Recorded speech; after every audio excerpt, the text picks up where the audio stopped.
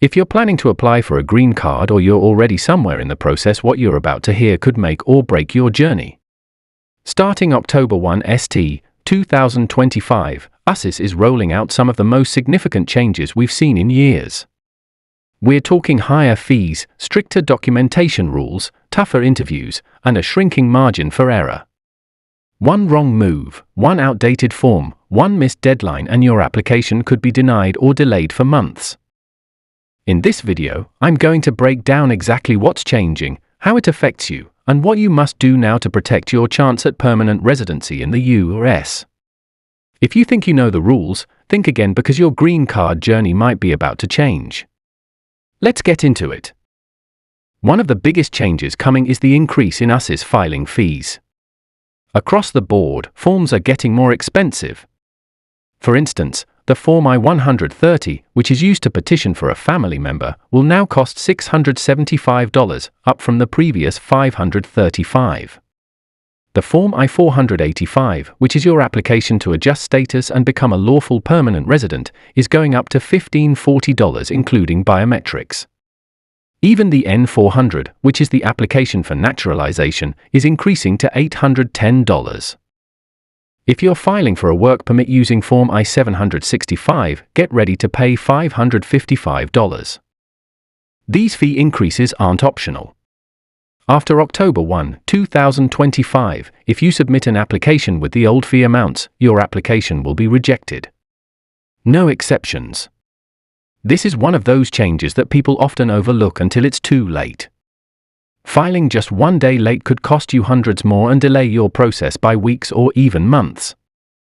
Now, here's a small silver lining. USCIS is offering slight discounts for certain forms if you file them online. But only if you file through their official system. So if you're eligible to file online, it might save you some money. Just make sure you do it properly and double-check everything before you hit submit. But this isn't just about money. The policy changes go deeper. Let's talk about medical exams. As of June 11, 2025, the Form I-693, which is the immigration medical exam, is no longer reusable across applications. This is a big deal. If your I-485 is denied, withdrawn, or otherwise not completed, your medical form becomes void. That means if you need to refile, you'll have to take the medical exam all over again, pay the doctor again, and get it resubmitted under the correct timeline. And to make things even stricter, the medical form must be signed after a specific date to be considered valid. This is not something you can cut corners on. Always check the USCIS requirements before booking your exam. Now let's talk about something that trips up a lot of applicants: using the right version of the form. USCIS is now rejecting applications that use outdated versions of immigration forms. And they're not kidding around. If you send in an older version of a form, even if it's just a few months old, your entire packet might be rejected. This applies to forms like the I-485, the I-90 for green card renewal, and many others. The lesson here is simple. Never use a form you downloaded a while ago. Always go to the official USCIS website and download the latest version just before filing. Check the edition date on the bottom of the form. If it's not the exact version USCIS requires at that time, don't use it. No exceptions. Let's talk about families with children who are close to turning 21. Under the Child Status Protection Act, or CSPA, children who turn 21 while waiting for their green card can still be considered minors under certain conditions. But USCIS is changing how it calculates this protection. Starting in August 2025, they will only use the final action dates on the visa bulletin to determine eligibility, not the more lenient dates for filing. This could result in many children aging out and losing eligibility to immigrate with their parents. If you're a parent with a child nearing that age, this could dramatically affect your plans. You may need to file sooner, explore alternate visa options for your child, or restructure your case entirely. The new calculation method tightens the window of opportunity and leaves less room for delays. Here's another major update that many people don't realize. Just because USCIS approves a family-based petition, like an I-130, that doesn't mean the beneficiary now has legal status in the United States. Approval of a petition is only the first step. The person being sponsored still needs to go through adjustment of status or consular processing. And under new enforcement rules, USCIS can even issue a notice to appear for deportation if they determine the individual is removable even if the petition is approved. This means the stakes are higher than ever. Do not assume you're protected just because your I-130 was approved. For those in marriage-based green card cases, USCIS is turning up the heat. Interviews are becoming mandatory in nearly all marriage-based cases. Officers are now trained to dig deeper. They'll be looking at shared bank accounts, co-signed leases, joint insurance policies, photos, travel records, and even social media.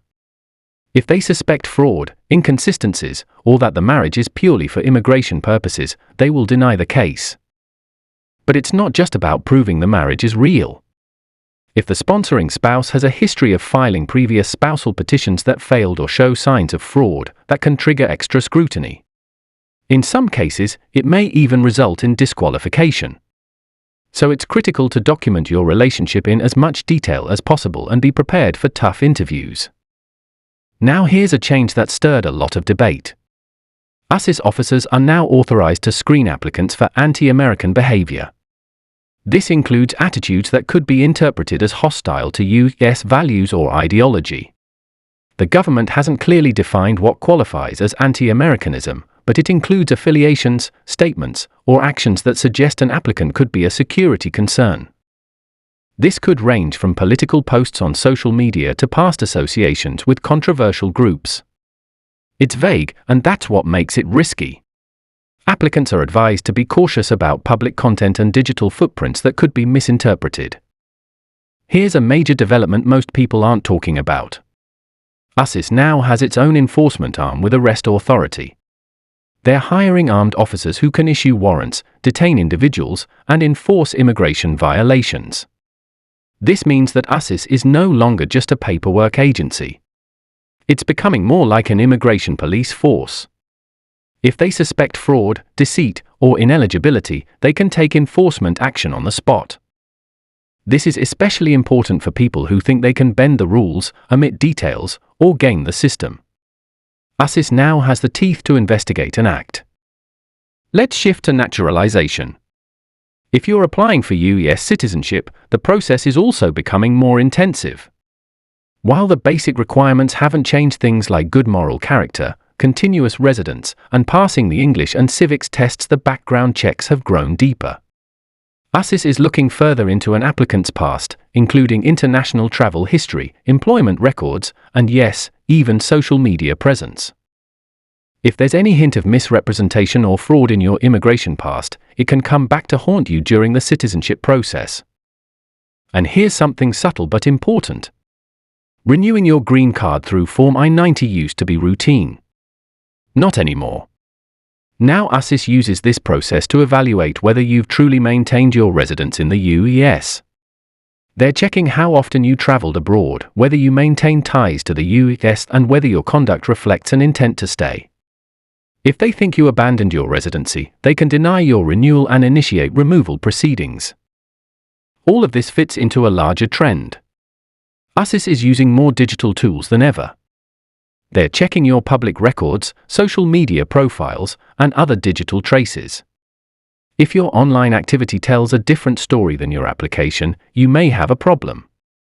So it's more important than ever to clean up your digital presence, remove inconsistencies, and present a clear, honest narrative. And finally, delays are getting worse. Processing times are growing, backlogs are increasing, and many people are waiting 6 months to a year just for basic filings like I-90 renewals.